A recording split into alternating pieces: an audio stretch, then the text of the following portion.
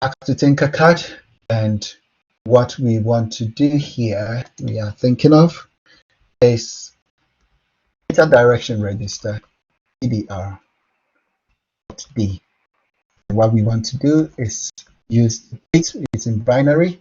So first of all, we use by default is 1, 2, 3, 4, 5, 6, 7, 8. So those are the 8 pins that we have.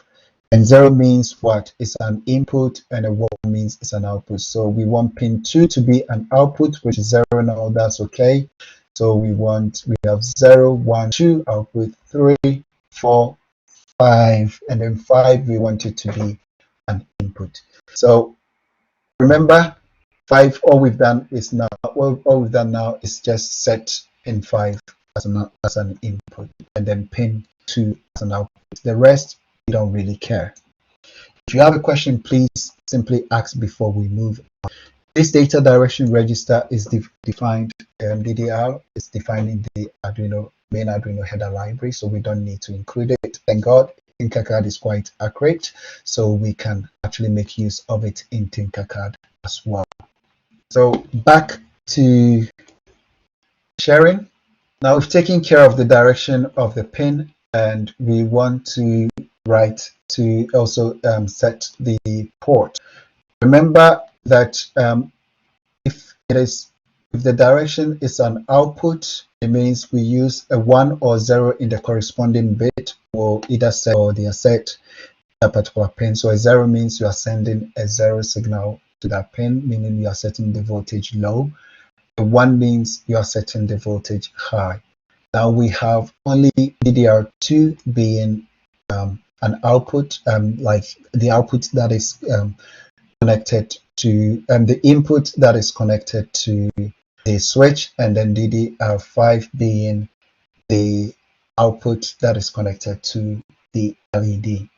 So what do we want to do? If a pin if it's an output, then one means 5 volts, 0 means 0 volts. But if it is an input, then it means that we are using the pull-up resistor. So now we want to use the pull-up resistor just as we did before, because we had in mode input and we input pull-up. So this is already input. If we send a 1 to it, then it will be a pull-up.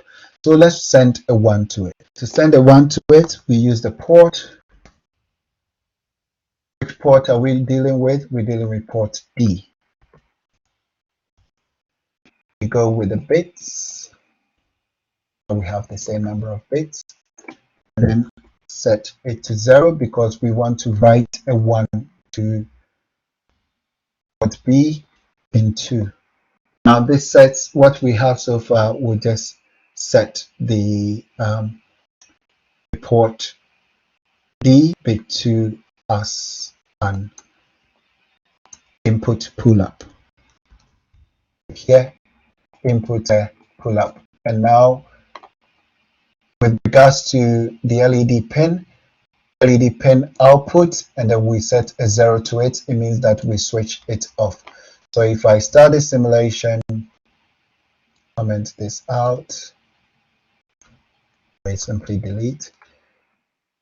I start the simulation, it should run without errors, and it runs without errors. Now what I want to do is stop that, and then I set the port, the bit 5, 1.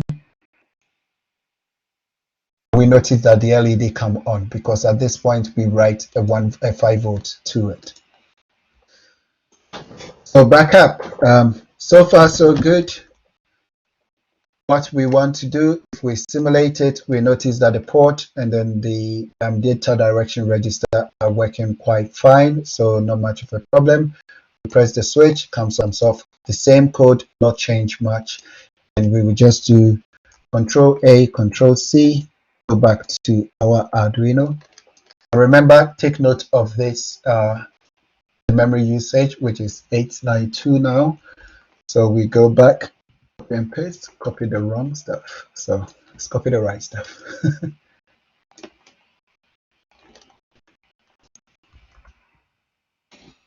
Paste, run it. So from 892, it's reduced to 774. now. So we are on 774.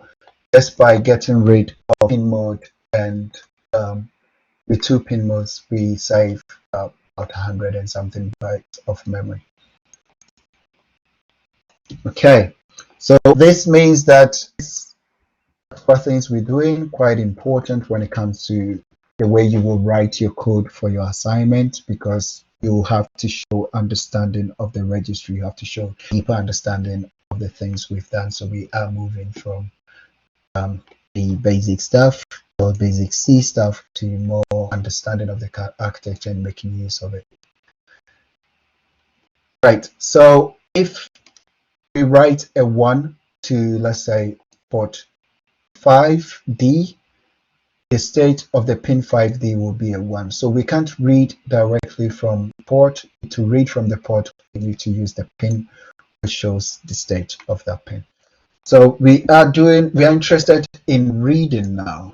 Let's say if we do something like this, where we have int switch being equal to that. If we go back and then we rewrite int, the switch remains the same.